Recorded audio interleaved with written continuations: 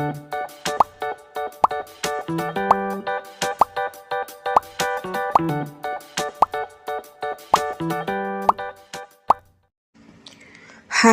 Assalamualaikum. Selamat datang di Nawasana Channel.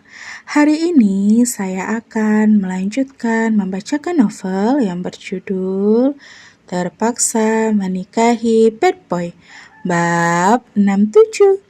Jangan lupa di like, komen, dan subscribe ya. Selamat menikmati.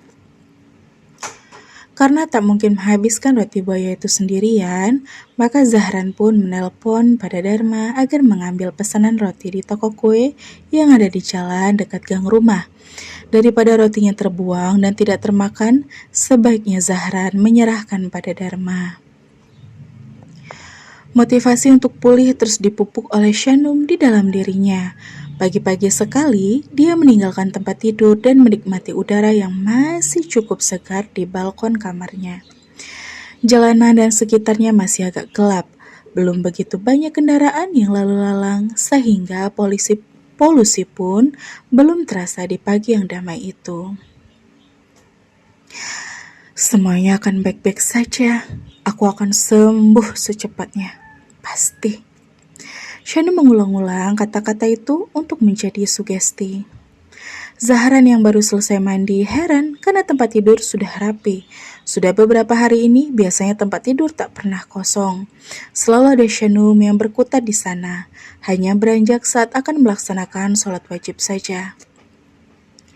Tapi pagi ini berbeda. Zahran menggeser manik matanya ke arah pintu balkon dan barulah ia melihat istrinya yang masih memakai piyama berdiri menikmati udara di pagi hari di sana.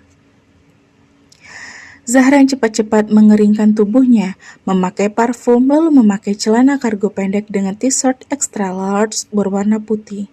Isi lemari Zahran memang didominasi dengan warna hitam dan putih abu. Zahran berjalan menuju ke balkon dengan handuk yang masih di pundak untuk mengeringkan rambutnya. Mau sarapan di luar? Tanya Zahran begitu sampai di balkon dan itu cukup mengagetkan Shanum. Abang, duh seger banget yang pagi-pagi udah mandi. Kamu mau mandi juga? Mau dimandi lagi kayak kemarin? Tawarkan Zahran dengan lirikan mata yang nakal. Iya deh, aku mau mandi juga. Tapi biar aku mandi sendirian aja sekarang. Jawab Shanum. Apa udah merasa lebih baik? Alhamdulillah, rasa mual-mualnya udah cukup berkurang. Pusingnya juga. Dokter menyarankan buat check up ke klinik atau ke rumah sakit secepatnya, biar pemeriksaan lebih spesifik. Jadi kapan kamu siap buat check up ke dokter? Bujuk Zahran pelan-pelan. Secepatnya, tapi nggak hari ini ya. Oke, sesiapnya kamu aja. Abang? Iya? Aku mau gorengan yang ada di depan pabrik tempat aku kerja dulu. Pinta Shanum sudah mulai kambuh lagi penyakit ngidamnya. Gorengan? Iya, bakwan sayur dimakan sama rawit. Wah, kayaknya enak banget deh. Dimakan sama nasi panas juga. Kayaknya enak tuh. Shanum sedang membayangkan apa yang dia deskripsikan pada Zahran. Jadi, kamu udah mau makan nasi sekarang? Tanya Zahran sangat antusias. Kayaknya enak deh makan sama gorengan gitu, Bang. Shanum semakin berhasrat dan terus membayangkan. Oke, abang kesana sekarang. Aku ikut.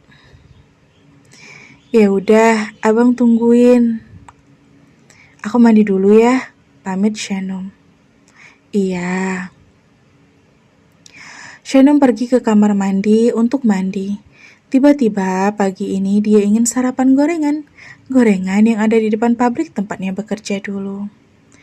Zahran cuma geleng-geleng kepala. Keinginan Shanum sangat sederhana, tapi justru itu yang membuat Zahran heran.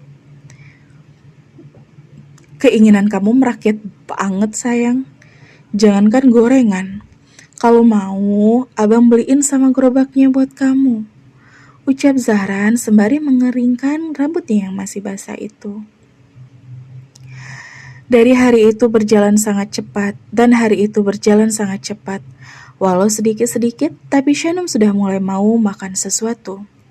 Di beberapa momen, makanan yang masuk harus ia muntahkan lagi. Tapi Zahran tak jemu-jemu mendampinginya, membelikan setiap yang diinginkan oleh Shanum, dan menyediakan cinta kasih yang tiada batas. Iya pak, saya ke kantor pagi ini. Oke, iya oke. Zahran baru saja menerima telepon dari Teja yang mengingatkan kalau liburan sudah habis dan Zahran harus segera ke kantor. Zahran berpikir sejenak, kalau dia ke kantor, bagaimana dengan Shanum? Shanum memang sudah terlihat lebih baik, tapi Zahran tak tega meninggalkannya sendiri.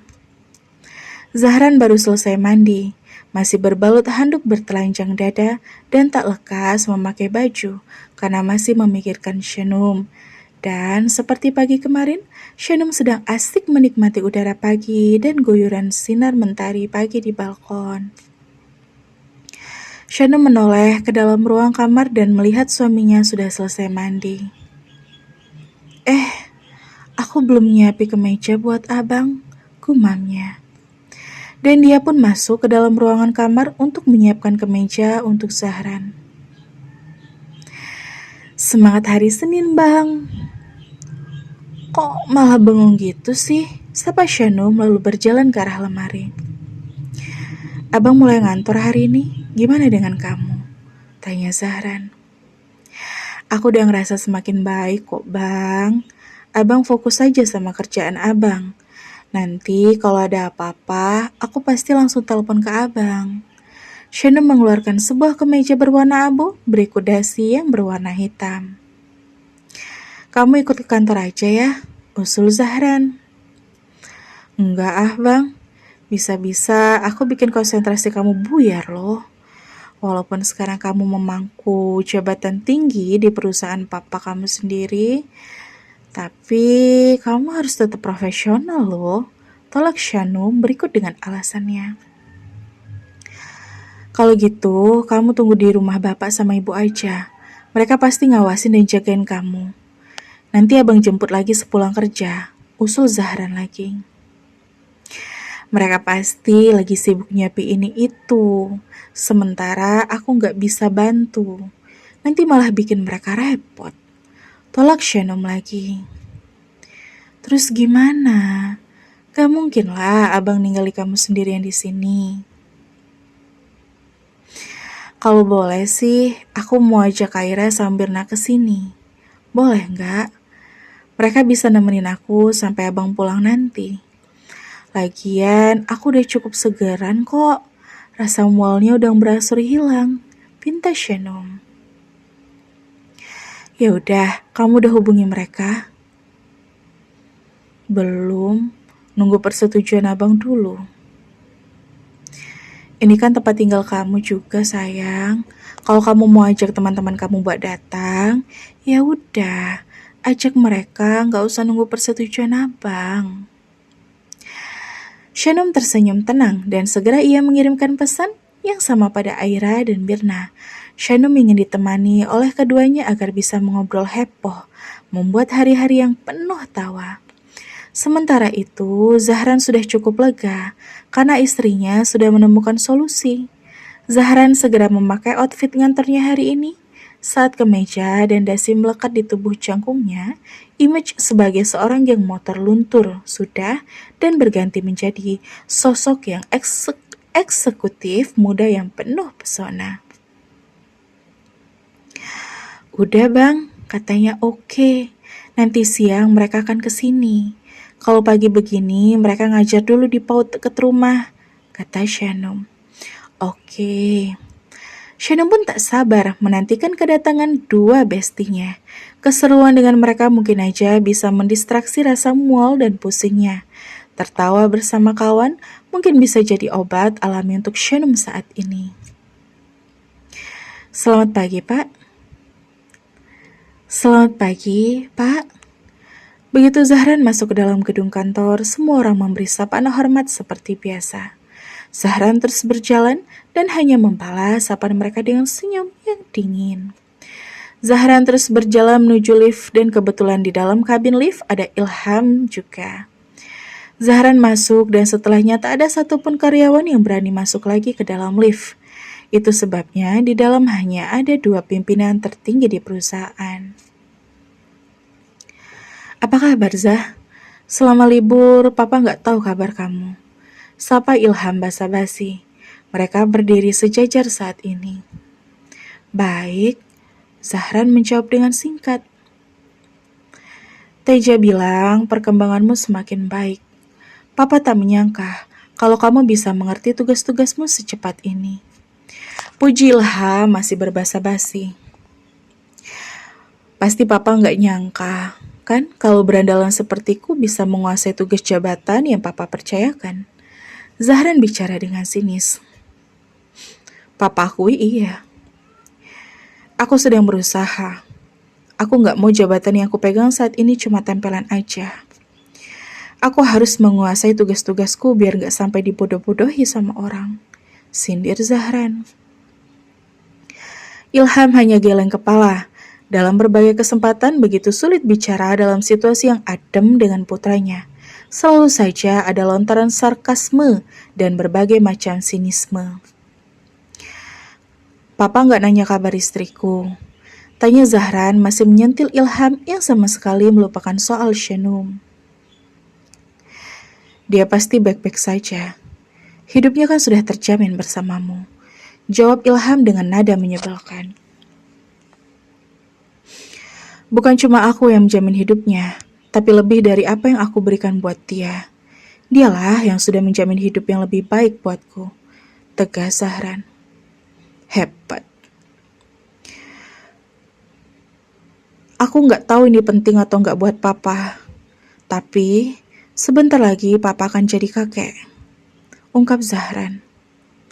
Ilham cukup tergugah dan bisa langsung menyimpulkan apa maksud perkataan Zahran. Maksudnya? Istrimu hamil? Tanya Ilham. Ya. Ilham tak berkomentar lagi. Belum bisa ditebak apakah dia senang atau tidak. Tapi yang pasti, Ilham malah langsung kepikiran sosok Melisa dan Arsen. Entah kenapa. Setelah mencapai lantai teratas di gedung itu, pintu lift terbuka dan Zahran keluar lebih dahulu tanpa berpamitan pada sang papa. Hubungan mereka masih belum bisa berjalan baik, walau sekarang mereka sudah bekerja berdampingan di bawah perusahaan yang sama. Tapi sikap Zahran masih saja kurang baik pada Ilham. Sejauh ini, Zahran memang masih menganggap kalau papanya lebih mementingkan urusan pribadi daripada dirinya. Sarkasme adalah bentuk protes Zahran atas perceraian orang tuanya. Zahran masih menyayangkan hal itu, karena di lubuk hatinya yang paling dalam, Zahran masih mendambakan duduk bersama dengan Ilham dan Irene di satu ruangan yang sama, menikmati secangkir teh dan bertukar cerita bersama-sama. Tapi sekarang, semua itu hanya sekedar harapan saja. Urusan dunia bisa ia genggam dengan mudah, tapi kasih sayang utuh kedua orang tua rasa-rasanya tak akan mungkin bisa ia dapatkan lagi. Shana memoles wajahnya yang masih pucat dengan make up tipis-tipis. Hari-harinya sudah mulai segar kembali. Setelahnya, dia mengenakan hijab yang dipilihkan Zahran waktu itu. Shanum suka dengan warna dan motifnya, dan tentunya suka karena hijab itu adalah yang dipilihkan oleh suaminya. Kita tinggal tunggu kedatangan Aunty Aira dan Aunty Mirna ya, kata Shanum berbicara sendiri sembali mengelus perut ratanya. Sekarang ini dia merasa tak sendirian lagi. Setiap saat dirinya merasa ditemani oleh makhluk kecil yang ada di dalam rahimnya. Ting tong, bel berbunyi. Shanum merasa itu adalah Aira dan Mirna yang terakhir chat sudah di perjalanan beberapa menit yang lalu. Itu dia mereka. Ayo kita sambut mereka, nak. Gumam Shanum lagi begitu bersemangat. Shanum pergi keluar kamar dan langsung pergi menuju ke pintu. Shanum lupa tak membawa handphonenya. Dia meninggalkannya di meja rias. Shanum membukakan pintu dan bersiap menyambut dengan senyum bahagia.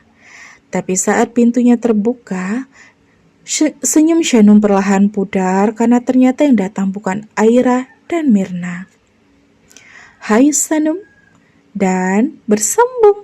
Sampai ketemu di bab selanjutnya ya. Wassalamualaikum.